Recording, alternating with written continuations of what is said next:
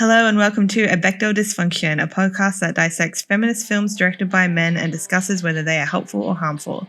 I'm Cara Strover. And I am Harry Anderson. We are two film school underachievers who are heaps good at talking about movies, but not that flash at making them. We want to acknowledge that we're recording this on Wurundjeri land. We'd like to acknowledge the traditional custodians of the land and pay our respect to elders past, present, and emerging. We also extend that to any other First Nations people who may be listening. And we also just want to give everyone a heads up.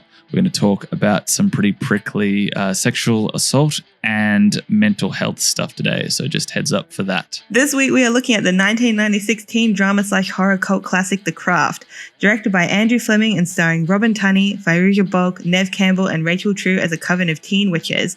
Watch out, we are the weirdos, mister.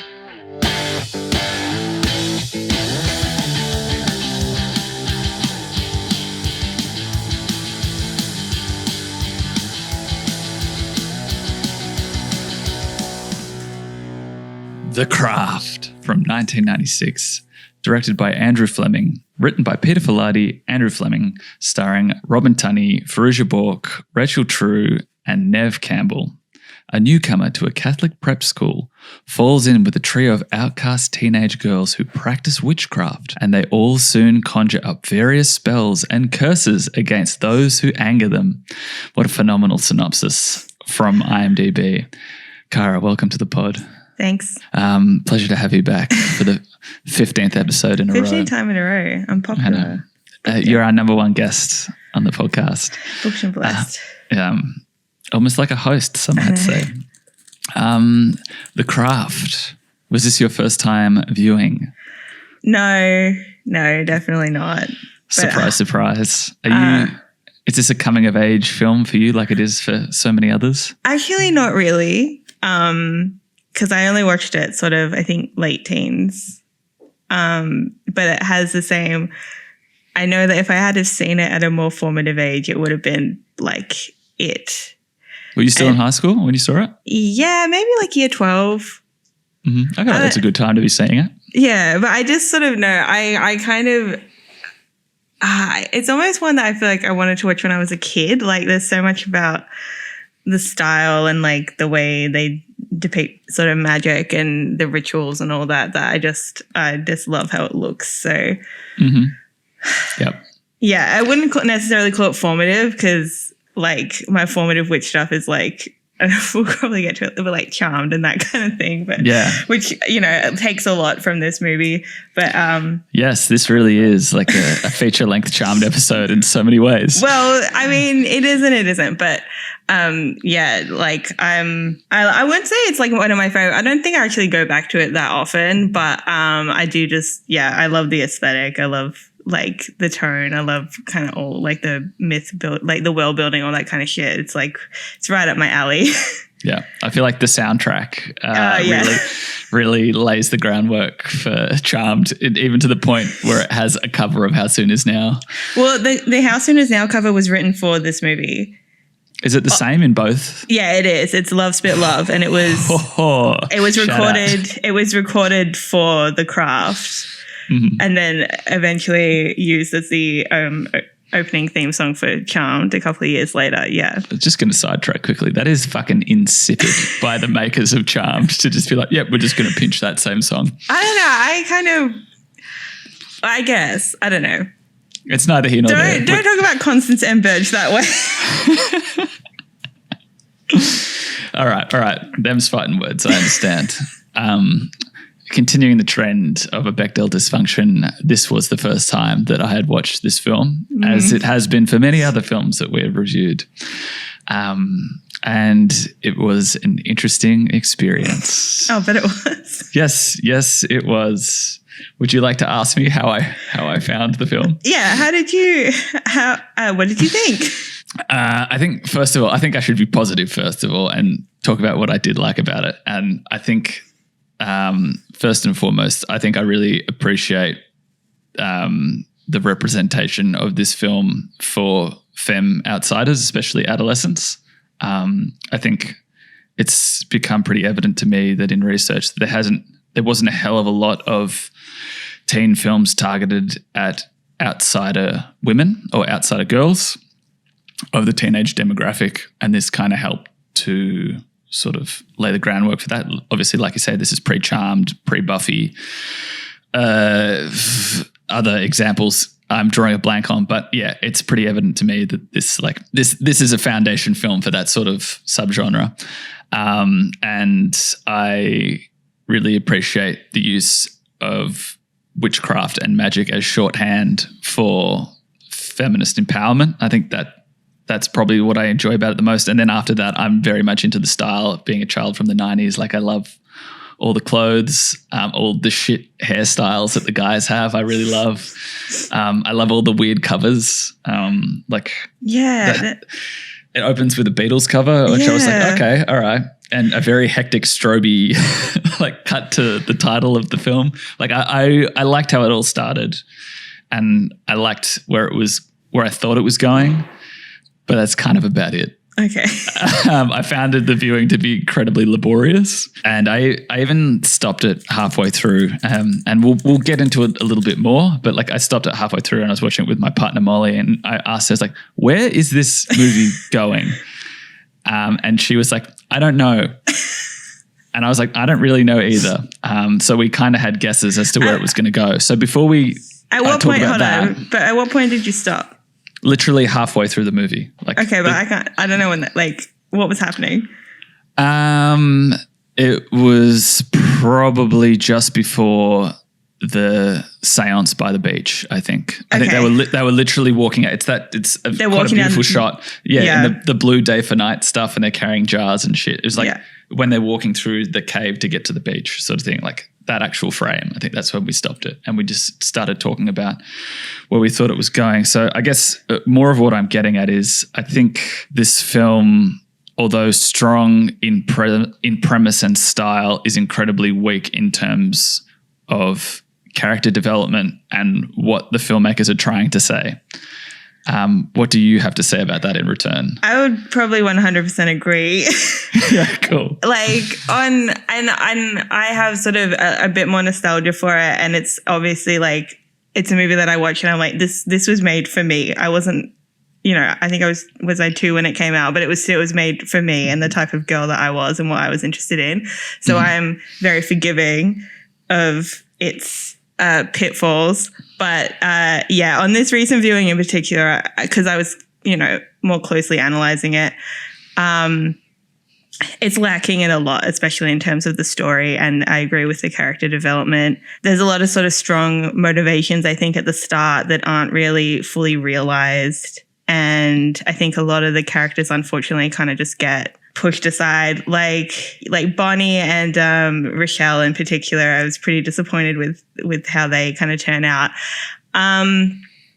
So yeah, I agree. I think you're right, but I just I fully embrace like the stylism of it, and everything from the soundtrack and the score and the costuming and the set design, the production design, and the kind of sometimes wacky the opening credits are also very charmed.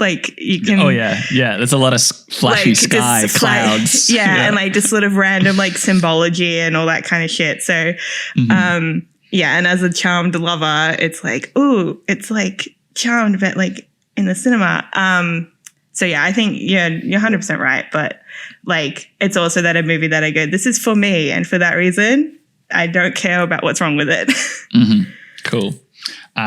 Which is perfect timing for me to ask, why is this a feminist film? I think you touched on there is the kind of theme of using witchcraft and the witch symbolism. It's almost like a reclamation of something that's been historically used to punish women. This is kind of trying to re-embrace that and use that as a symbol of female power or empowerment, which we'll get to later because I have some kind of opinions about that, but that's kind of the general idea. I think also just the focus on a girl group, as you say, outsider girls, and also the fact that it is a movie for girls, I think kind of gives it, I think of every movie we've kind of talked about so far, this is the one that I think is most specifically aimed at teenage girls and young women. That's the audience in mind. I think most of the other movies we've looked at have been either trying to reach a broad audience, like, 9 to 5 or Miss Congeniality. They're trying to just get as many people as possible. And even some of the sci-fi ones are probably more, and Charlie's Angels are actually probably more aimed at men. But this is a movie, this is for teenage girls. And I think that's, that can be kind of pretty feminist in and of itself. Yeah. To cater to an audience specifically like that. So, yeah. Yeah. And I think the longevity of its cult following really speaks to that, how successful it is still now. And I also think that its financial success from something that had a budget of $4 million ended up grossing $55 million, adjust for inflation, however which way you want. But that's a super successful turnaround. So, I mean, it speaks for itself in that sense. So representation, I think, is king in all of this, but I'm still going to rip it to fucking shreds with you. I think I kind of like it sort of existed. I thought it was interesting because when I was looking it up, I watched it on Stan.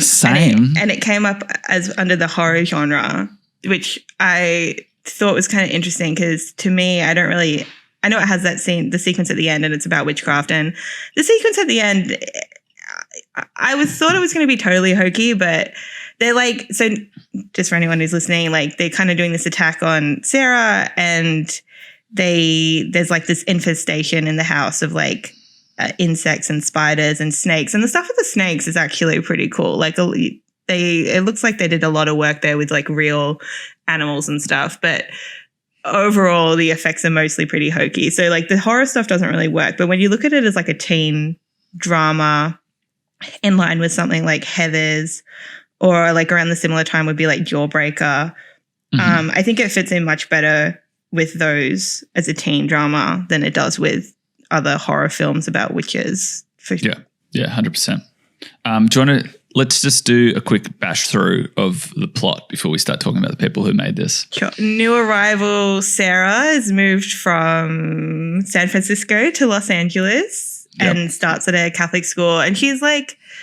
a bit of a weirdo, has some mental health problems, has a history of self-harm and attempted suicide. Her mother sort of died giving birth to her, and it seems to me she has a tense relationship with her stepmom as this kind of subtext that's going on. On arriving at the new school, she's sort of introduced to these 3 outcasts: Nancy, who's the leader of this little gang, Fairuza Balk, Bonnie, who's Nev Campbell, who's sort of very shy and reserved and self-conscious because she has some scars on her body, and Rachel True, who seems to be the only Black student at this Catholic school. So she has a bad encounter with them, and then she ends up going on a date with, oh my God, fucking Skeet Ulrich. Skeety boy. Skeet Ulrich. This is like, if you need a piece of shit character in the 90s, like you're going to get Skeet Ulrich. I think he still does it. Is he in Empire Records as well? So he played the kid with the gun in Empire Records? I don't think he was in Empire Records. He was in Scream. He's in the first Scream. Okay, cool. That's his like big one. You know who was in Empire Records though? Robin Tunney. Yeah. And obviously Nev Campbell is in Scream. So yeah. I mean, it's all. Let's just tie it all together. Let's just say he's in Empire Records. Who gives a shit? I don't think he was, but anyway. Yeah. I always kind of like used to be, when I was sort of a bit more of a Johnny Depp fan, I always thought he was like who you got when you couldn't get Johnny Depp, and the slightly kind of skeevier version. Yeah. But anyway, sorry. So anyway, and they go on this date, and she doesn't have sex with him, and he tells everyone in the school that she did and that she's desperate now, blah, blah, blah. Anyway, all classic this fuckboy move. Yes.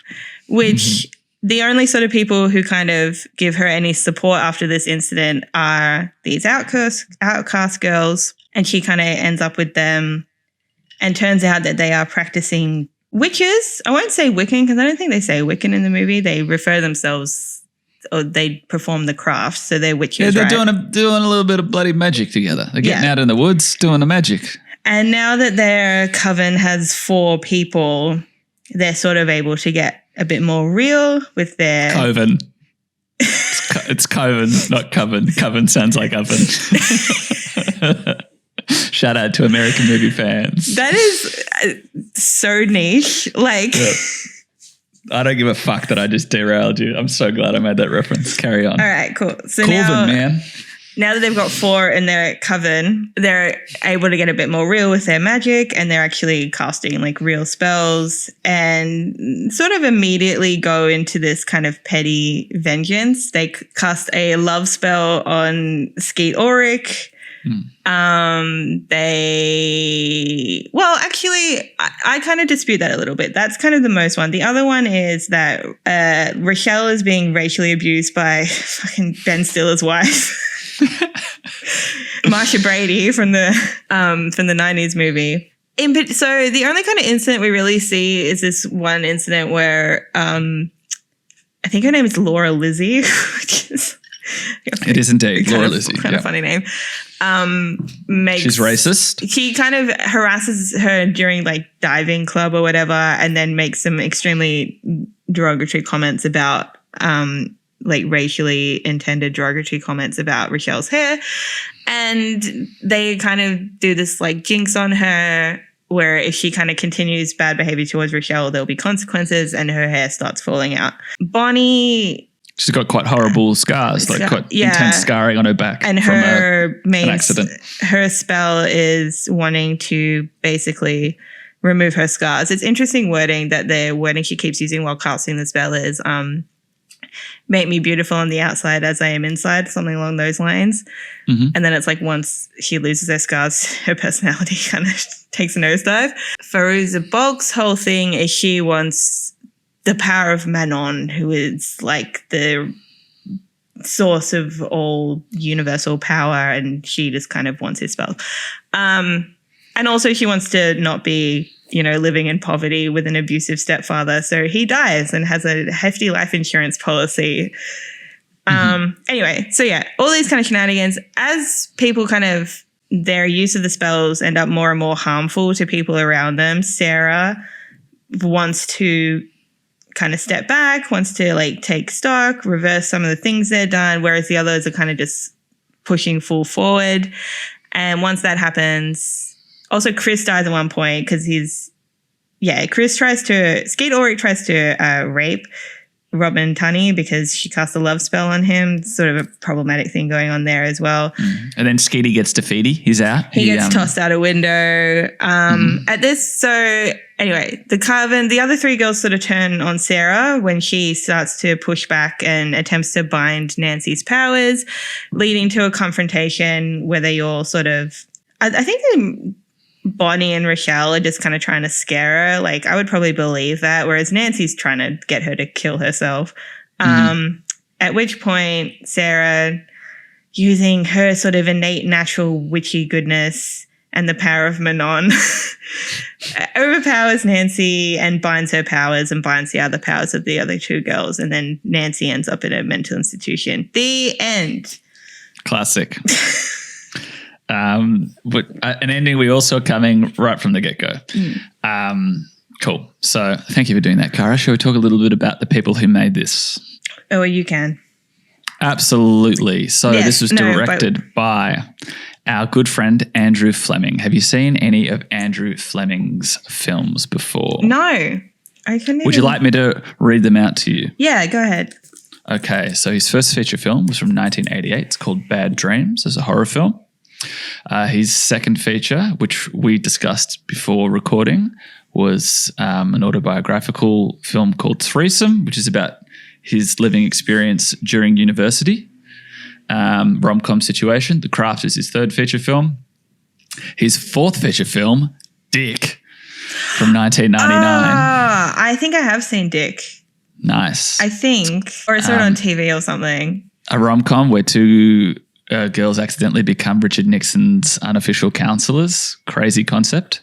We've got The In-Laws from 2003. Nancy Drew from 2007. This is the only one that I actually remembered. Like I'd never heard of any of the other ones apart from The Craft, but I remember the trailers for Nancy Drew when it came out. Never saw it. Hamlet 2 from 2008. Fucking hell.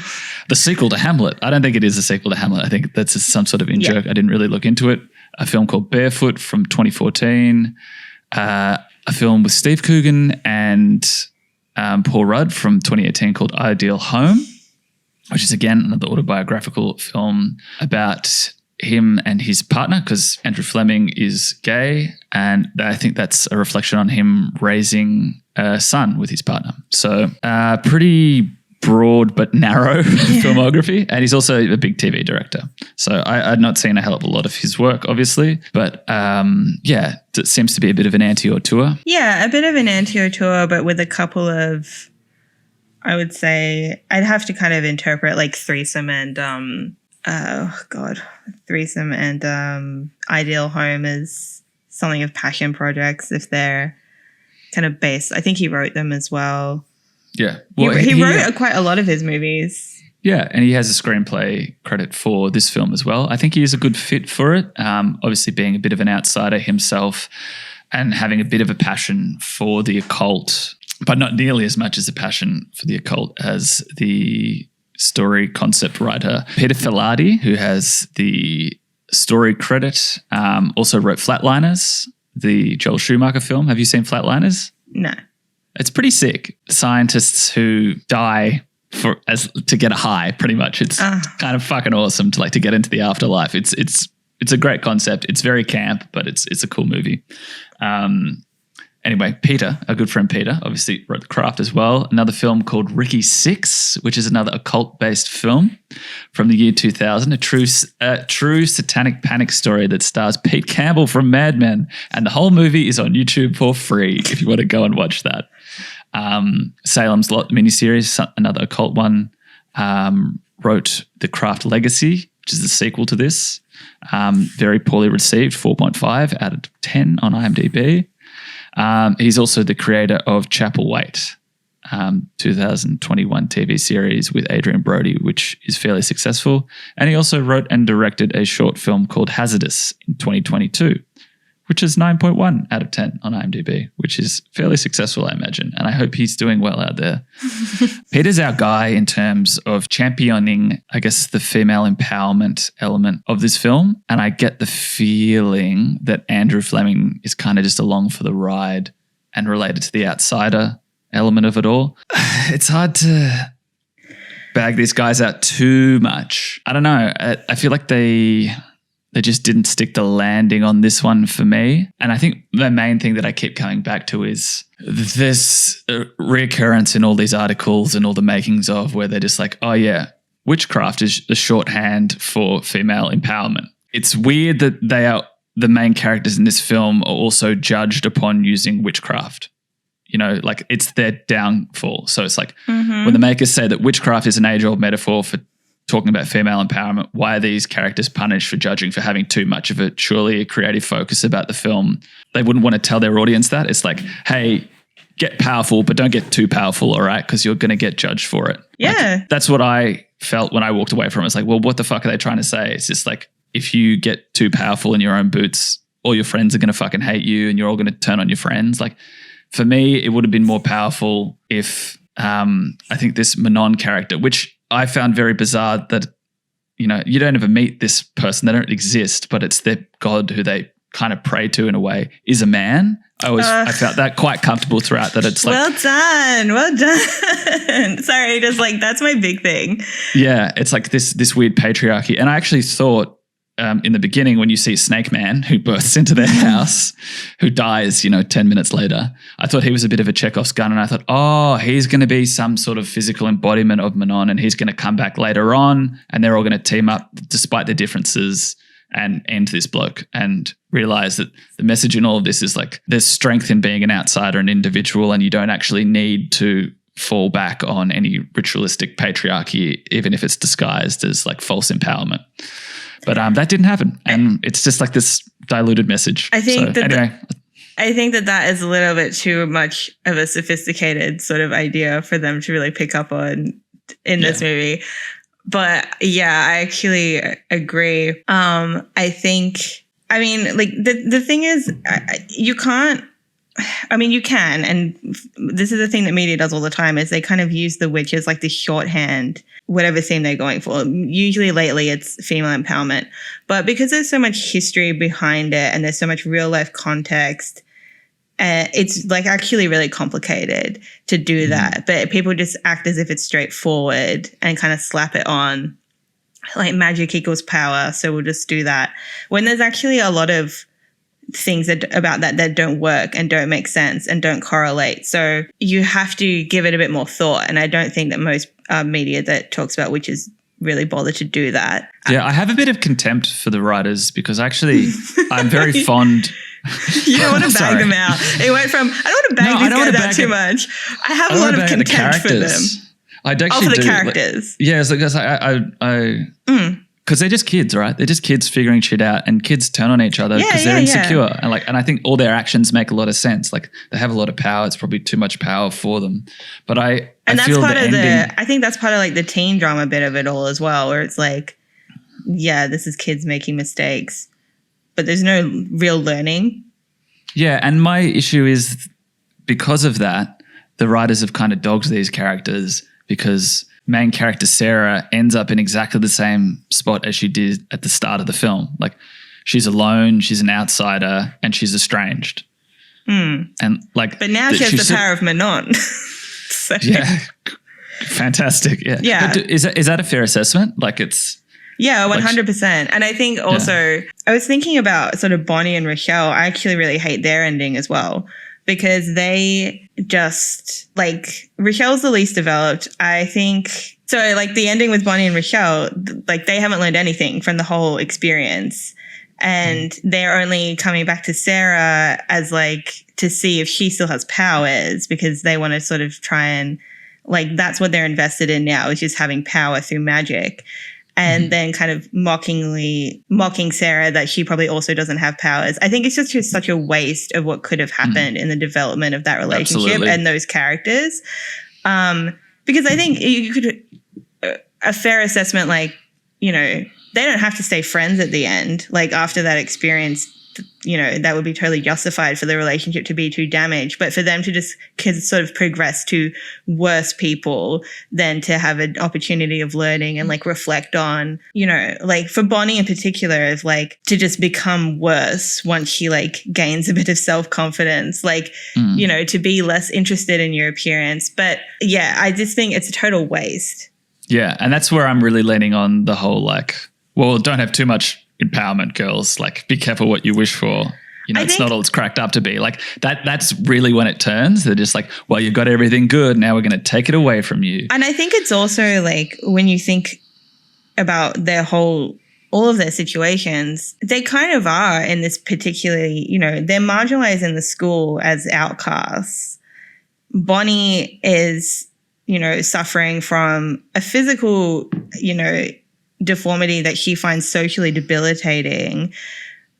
Rochelle is being racially abused and seemingly as the only black student at that school is not seeming to be supported by anyone, you know, other than her 3 really close friends. And Nancy is living in poverty with an abusive stepfather who's implied to like molest her.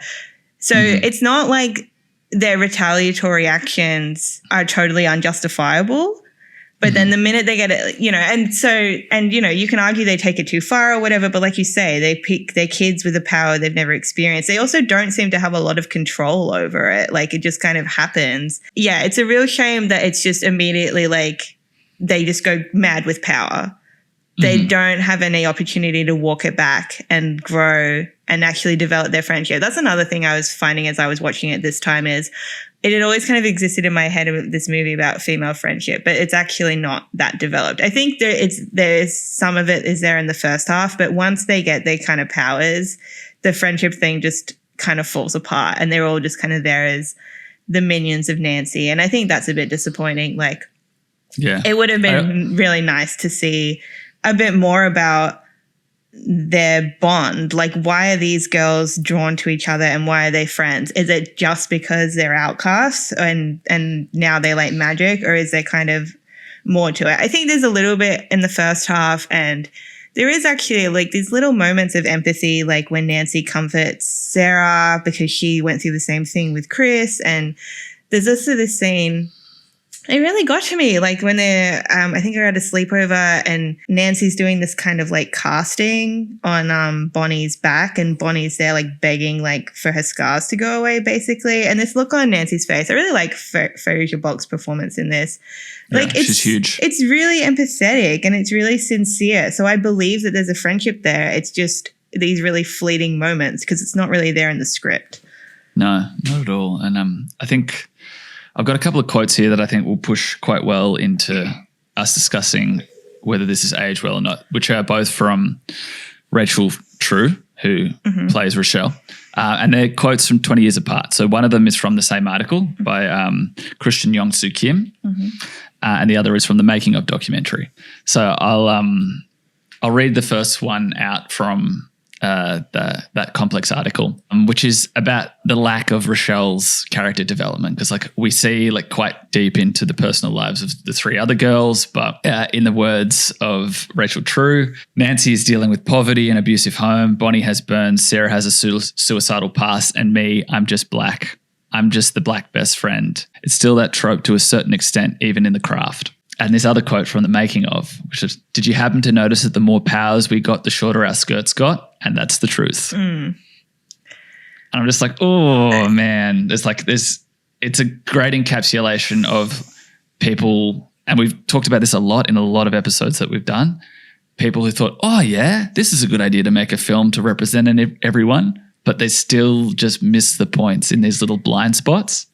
Well, big blind spots really. Yeah, I know Rachel True's had like a lot to say about this movie. I think he also has like some positive feelings about it. I think for sure, with everything, it's like a mixed bag. I remember one line in particular where she was proud to have been wearing her natural hair in that film, whereas that wouldn't be sort of a more mainstream depiction of black women for another few decades. So, you know, there's like pros and cons. With the costuming, I actually kind of like don't super agree with that assessment. I think it's maybe true of Bonnie, but I actually don't really agree with it for the others. I don't think that they get more sexualized as they get more powerful. That's not how I read it, to be honest with you. The cast and the directors seem to think so. Well, you know, okay. But there's just a sequence in the Making of where they talk about that. It's like, yeah, we deliberately made like all the costumes tighter and shorter when they started getting powers, and we glamorized them a lot. And then it cuts to that quote. Nev Campbell also has a fair bit to say about it in the same way. But look, if you didn't notice it, I think that's fine. It's not that I didn't notice it. It's actually that I'm thinking back on it now because I like the aesthetic so much. I'm quite fascinated by like the costuming and stuff. And I think of all these scenes, Nancy and Rochelle in particular, they wear long dresses and boots and tights and stuff. To me, they're not, and especially when you consider what was like, you know, the hot girl style of the 90s, it's still not really anything like that. For sure. And I'm not bagging out like something being sexualized. Because I remember when I was looking into myself, I saw that line from Rachel True, and I remember just thinking to myself, I was like, I don't really agree with that reading of the film that you made. But and I also don't think that creators have the final say on the reading. That's exactly what we're here for. But anyway, and things do change over time, which is sort of exactly what we're talking about now. Did you have anything else that you thought hadn't aged well or had aged well in particular? Yeah, I think Nancy in the mental institution is pretty not great. I think the whole depiction of mental health issues and suicide is incredibly glamorized, or I think it's all pretty bad. Yeah. It's hard for me to view the sort of exploitative use of suicidal themes in this without thinking, okay, this is 2 years after the death of someone like Kurt Cobain, a big pop culture icon, especially in adolescent people. It's a huge opportunity for that stuff to be glamorized, and it often was in mainstream media. It's really hard for me not to think like, oh, that's a reaction from the filmmakers to think, oh, look at this cool suicide thing as a trope. And it's even something that pushes the girls over the line into liking Sarah more. It's like when they see her scars on her wrist, they're just like, cool, you can come hang with us. Yeah, I hadn't thought that much about like Sarah's, other than that it was pretty just sort of cliche and not very it's like, what's the point of having it there? It's slapped on, right? Like, what's the point of having it there if you're not going to sort of discuss it in any sort of meaningful way or with any depth? It's just to kind of be more tragedy for more, yeah, like you say, sort of to make more Sarah more sort of interesting and dark and mysterious and complex or whatever, without really digging into, you know, anything to do with that issue in any meaningful way.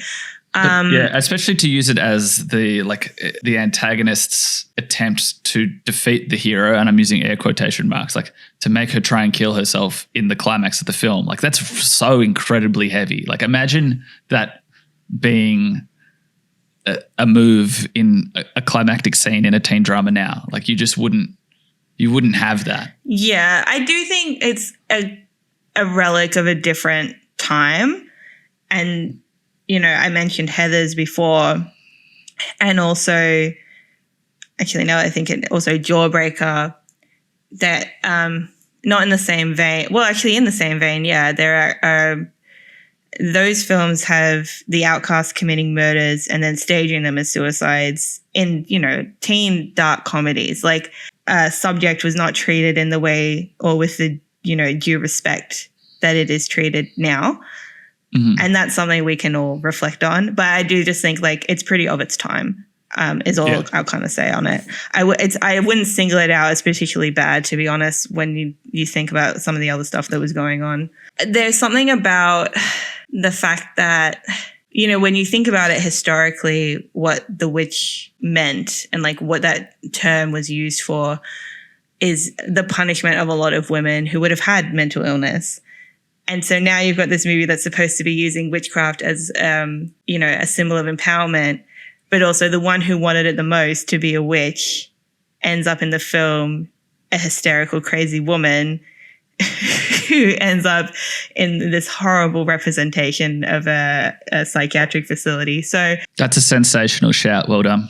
It's like, I just want to talk. So I feel like this is kind of a bit of a chance for me to talk about witches for a little bit, because go for your life. I am, as may have picked up, I am a witch girl. I was a Harry Potter girl. I was a Charmed girl. I was a worst witch girl. I loved every witch. I love the witch in Narnia. And anytime they would pop up on TV, I'd be like, yep, I'm with that one. So I've always been fascinated by it. Understand when we use like a witch or witchcraft in media, what that reflects about our cultural attitudes about women. And we kind of have to understand that historically the witch was used to control women's behavior. Like, it's a form of social control, as in you don't want to be accused of being a witch, so don't behave in certain ways. And being designated a witch is to be punished, like, violently for not performing as a woman correctly. And so, as we've already discussed, like, this movie is part of a trend to use the witch as symbols of empowerment. Like, from the very beginning, they have that scene in the opening, which I really like. I really like the opening, like, little sequence. And they're all in a little circle and they're chanting, like, ours is the power, right? So you get the idea. But like you brought up, and this is something I remember I was writing about in my freaking thesis a couple of years ago, generally speaking, and this movie is an example of it, you have Manon, who's, like, originally kind of discussed as a neutral entity, but then they just talked about him as he. Like, he's obviously a masculine figure who then can imbue them with this power. So it is just a trade-off. It's another patriarchal system. And we see that in other types of, like, Robert Eggers' The Witch, where it's a really classic, like, Christian representation of a witch as a woman who makes a deal with Satan for power. So you're just trading off one patriarchal system for another, in my opinion. So I think that not enough filmmakers, and they, you know, I just mentioned Robert Eggers, and Suspiria is another kind of interesting example. They're not, like, digging deep enough into that idea. Like, if witchcraft is going to be a symbol or a metaphor for women's empowerment in the modern age, we need to, like, then you need to broaden the idea of, like, where that power comes from. Like, and this is kind of where it ties into the coven not being very well developed and the friendship not being very well developed. Because imagine if you change that ending and it's like the power actually comes from within and it comes from them working together and it comes from their bond. It's so much more meaningful and it actually kind of makes sense with the theme. And instead it's just three girls against one fighting each other over a man, basically. I think they need to have a clearer idea of what are they trying to say? Because it's like what you said, it's not enough to just be like, witchcraft equals power, girls who are witches equals powerful. Yeah. That's cheap, it's lazy, it's too easy, and you couldn't even see it through properly anyway. You need to have a stronger... It should be so simple. It should just be like hey, like we have strength in numbers and we're stronger together sort of thing. Like it's not that fucking hard. I think it's also kind of, even when I was watching it, it was interesting to think that like, you know, Sarah is the only sort of natural witch, and she's kind of got these intrinsic powers. She doesn't actually need rituals to the extent that the others do, and the others kind of need her. And even that kind of puts a sour on the whole concept of like a friendship movie, because Bonnie knows that she's a witch from their first interaction and then tries to bring her in. So it kind of cheapens the whole concept of their bond, really.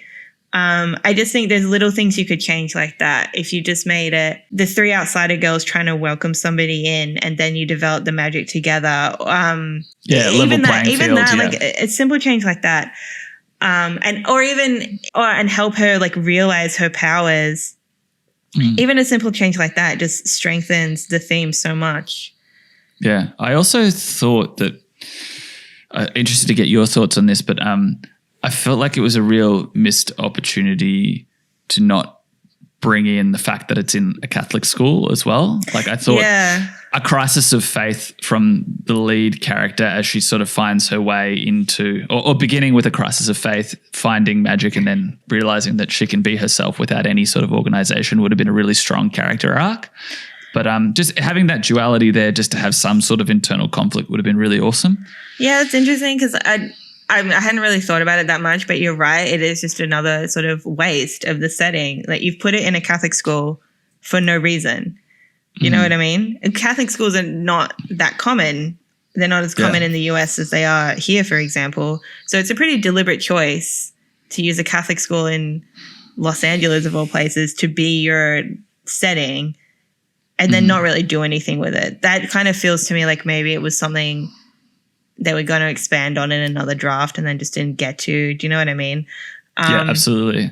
I also thought, and Molly, you know who Molly is, but for everyone else listening, my partner, she brought up that as the film was going along, that the lady who sort of ran the occult store looked a lot like the protagonist's mother from the photo.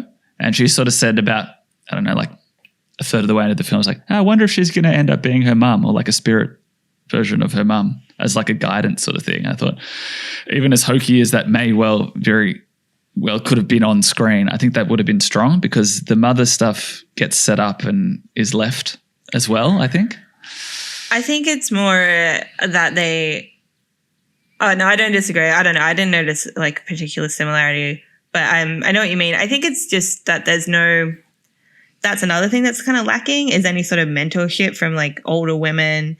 They had that one scene, but like Sarah kind of rejects her to an extent. Like she's trying to bring her into this, you know, this even more sacred space in the shop, whatever. And Sarah runs away from her mentorship as well. So it's just another sort of underdeveloped, funny. They're stacking up. Yeah, a bit, aren't it they? could have been more. Not that you want to squeeze too much in, but that could have been part of their learning opportunity. Is, you know, maybe the three of, you know, maybe the ending instead is Nancy kind of goes too far with something, even for Bonnie and Rochelle, and they come to Sarah for help, and then the three of them go to this, you know, shop, Wiccan lady in the shop for guidance on how they can kind of come together to not defeat Nancy, but, you know, at least stop her and then put her on the right path. I don't know. Like, as hokey as that... Literally anything. As hokey as that sounds, and it does sound hokey, at least it would kind of be a bit more sincere in its messaging about feminism and empowerment and solid and those kind of things. At least it would have a sort of real world and kind of use. What we've got is just kind of... it's unfortunate. Don't make me not like The Craft. I do it every week, folks. Well, there's nothing quite like an underdeveloped character at A Bechdel Dysfunction, which is the perfect segue to a sexy lamp. Ba-da-ba-ba-ba, sexy lamp. We do it every week. You know what it is. If you can replace any female character from your film with a sexy lamp and it makes no difference to the plot theme or general shemimba of your film, you're a hack. But we don't always give it to women. We give it to anyone. Anyone who's a sexy lamp. We'll find you. Cara, who's your sexy lamp? I think it might be Chris. Skeet. Skeety my boy boy. Skeet. Or maybe my boy Brecken. Yay! We've been doing this for 45 minutes and we have not mentioned Brecken Meyer doing kind of the character from Clueless, but like a bad person. Brecken. What do you reckon, Brecken? Yeah, Brecken was my sexy lamp as well. But there could be literally, there could be 40 sexy lamps in this film. Sorry, now that I brought it up, I know we're trying to move on, but I think the Chris storyline, I don't have a fully formed opinion on it, but it kind of leaves a little ick for me because, you know, I think it's a really messy kind of way to represent toxic relationships and sexual assault because, you know, you could interpret using a love spell on someone as like a metaphorical sexual assault. And then when he commits his, you know, attempts to rape Sarah, it's kind of hard to view that. It's hard to sort of interpret that in the way that I usually would a scene of sexual violence because he's genuinely not in his right mind in that moment because of her actions. Yep. So it's messy, right? Like, do you know what I mean? It kind of, it just feels like it almost feels like a kind of victim blaming, like this is what women do. And this is part of coming back to the whole witch metaphor is like, that is not a totally unheard of phenomenon in history for men to accuse women of seducing them through magic. And that's why they committed acts of sexual violence. Like, I just think it's a really problematic sort of thing to have put in the movie. And just wash over it. And then basically, and then Nancy's reaction to it is bizarrely hard to interpret of whether she's outraged for her friend or jealous of her friend because she's also got a crush on Chris. So she goes and seduces him and then she gives a speech. Like, this is the other thing is like, I like her speech, her enraged rant about how he treats women is 100% on point. Except for the fact that for the past week or whatever, he's been under a love spell. So her rant about how terrible he is to women, you know, love it, kind of feels a bit unfair in the circumstances that are happening right now. And then she throws him out a window and kills him. So I just think it's a dodgy way to do it. Right, you are. I'm sorry to leave it kind of so vague like that. But yeah, I don't think if you're going to do a storyline like that, you got to think it through a little bit more than anyone who was involved in this did. Yeah. Add it to the list. Yeah. Cool. So the creators are all dogs. Brecken Meyer is our sexy lamp, and it's time for Statham Swap Out. Boom. Every week, Cara and I get to swap one character each from the film that we're reviewing to be played by Jason Statham. Cara, who is your Statham Swap Out for this week? Okay. The Craft, 1996. Go. Okay, it's Laura Lizzie. Oh, I had the same. So it would be funny. I have another one, but let's just talk about this. So it would be funny if he was there like straight off the bat as like a racist skinhead in the swim club. Yeah. And then, but with a blonde wig on. No, not even with a blonde wig on, but they do still curse him for his like little stubs of hair to fall out. Okay. You had him with a blonde wig on? Yeah, full on. Like him being just playing a teenage girl. Shark.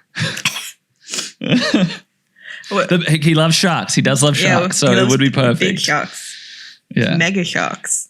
Yeah. I just like the idea of him having like this bouffant of blonde hair and Yeah. Okay. Being in a Catholic schoolgirl uniform, I think that's very strong. The other person who I thought he could be Nancy's mum. All my life, I wanted a jukebox that only played Connie Francis.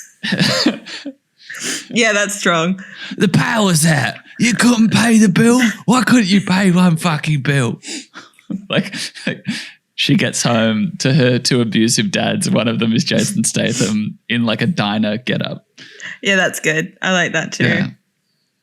Cool. I think it's probably the least funny Jason Statham swap out that we've done because they're really sad characters with heaps of sad shit happening to them. Maybe he could be Breckin Meyer. Yeah. I don't know. I think we need Breckin Meyer. We shouldn't be learning French. We should be learning Mexican. Yeah. Could be anyone. But yeah, okay. They're pretty good. I think Laura Lizzie is incredibly funny. Also, Jason Statham married to Ben Stiller in real life. What a dream. They're separated now. Oh, wow. Heartbreaking. Must be because he lost all his hair. Yeah. Yeah. Witches, man. What are you going to do? All right, let's push into grading criteria. We do this every week, folks. You know what it is. We judge all films that we review with these same three grading criteria. 1, does it Fight Club? 2, does it Bechdel? And 3, does she make it? Number 1, Fight Club. Does the film have a reverse effect of what the filmmakers intended it? Like in something like Fight Club, which is just a weird-ass psychological thriller that's meant to highlight how bad mental health can be sometimes, but it makes everyone want to fight in clubs underground, and we don't talk about it. It's the first rule.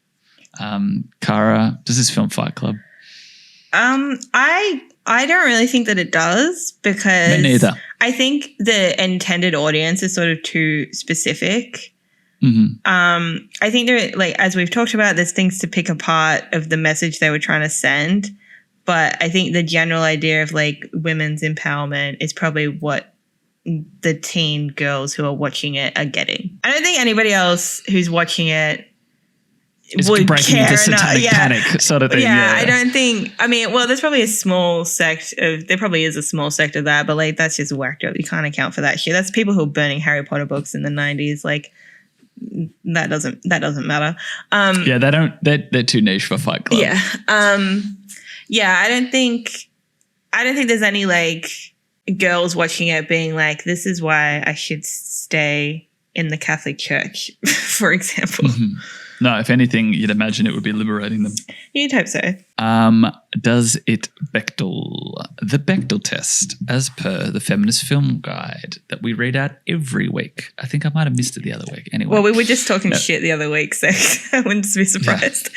Yeah. The film has to have at least 2 named women in it who talk to each other about something besides a man. This film Bechdels the shit out of everything. It Bechdels so hard, I don't even know what to do. Light as a feather, stiff as a board. Yeah. How good is that scene? Passes. Yeah, It passes. Light as a I actually think, look, I know this isn't, it Bechdels. We give it points, 100%. It locks in. It does it so many times. But that scene is so fucking fantastic because I think the special effects in a film where the special effects aren't very good are fucking outstanding in that scene. And the light as a feather, the levitating. Yeah, I think it works so well. That tracking shot around, like, unreal work, and also just a great bonding moment. I think that's probably the highlight of the film for me. Yeah, it's good. For anyone who doesn't know, they levitate. Yeah, it's also kind of funny because it's just like it's one of the first moments where they're all like, "Yep, magic is real," together. But it's also like we've seen you twirl a pencil on its point. But I think that's, I don't know, in terms of plot, I feel like she can kind of do that on her own, and they probably have done sort of little spells, but that's the first big thing they've ever done. I really like the scene with the glamour, but I remember in my head, like the scene where she changes her hair color and stuff, in my head, it was so, like the effects were so much better. And when I was watching it this time, I was like, what? I was like, this is not how I remember it. Where she does like this and yeah, I know, yeah, it looks like shit. I know, but I just remembered it in my head of like it's a seamless transition. But that's kind of how nostalgia works. Like you can. I mean, it is cool that it is actually quite good because you still see the hair coming out the back of the hand. It's quite hard to do, and it would have been incredibly hard to do at the time. And I don't think it's fair to. I tend to not be one of those guys who bags that stuff out. So I think a lot of the effects are actually really good. Like I said, the scene at the end where they're in the house, I think it's very hokey. Mostly, like I found the rather excessive use of lightning and thunder to be kind of annoying. I was like, yeah, we get it. But the snake figures are quite cool. The snake stuff, I think when there's this bit where she's like on the stairs and it's just covered in snakes and they're real snakes. Like it's very effective. Yeah, that stuff. I'm like, fuck, I would absolutely hate to be there. And a lot of the stuff with the bugs and the spiders, I like that. And they're in this pretty creepy house. There's stuff there. It's just, it's crazy that they filmed it all in Jesse Pinkman's house from season 4 of Breaking Bad. It's wild. Anyway, sorry, A Bechdels. A Bechdels. Full marks so far. But we enter an interesting point now. Does she make it, Cara? Well, who's she?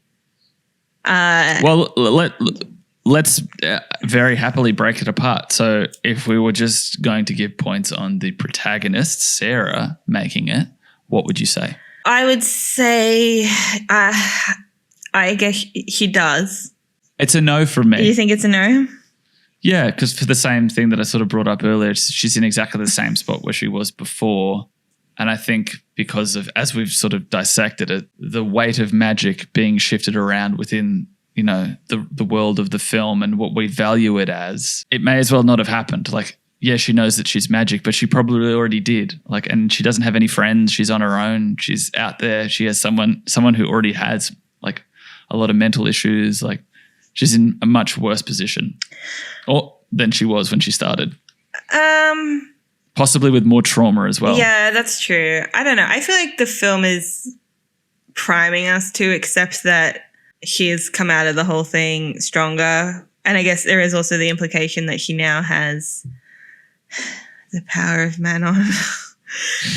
That's even more reason not to have made it, I reckon, in what we've talked about. But, I mean, in a cut and dry version, if you were just looking at this, I think valued by the plot, she does. But for me, it's a no.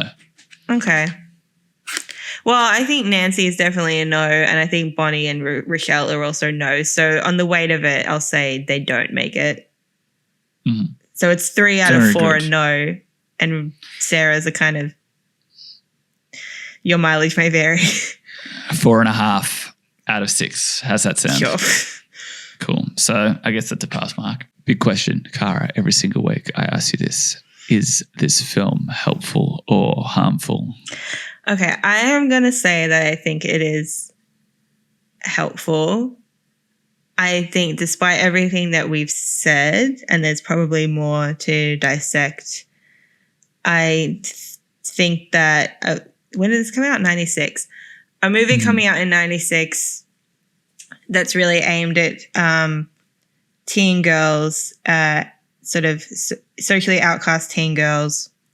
It's made not by them, but definitely for them, and is at least trying to kind of send a message of empowerment, however messy it might be in the final edit. Yep. And also, I mean, I know you don't like it, but without this movie, there is no Charmed, which was like, I think the most successful, female protagonist primetime TV show. And without Charmed, there's no Buffy. There's a legacy to this movie that is maybe more meaningful than the movie itself is. So I'm going to say that it's helpful. And also because I love it.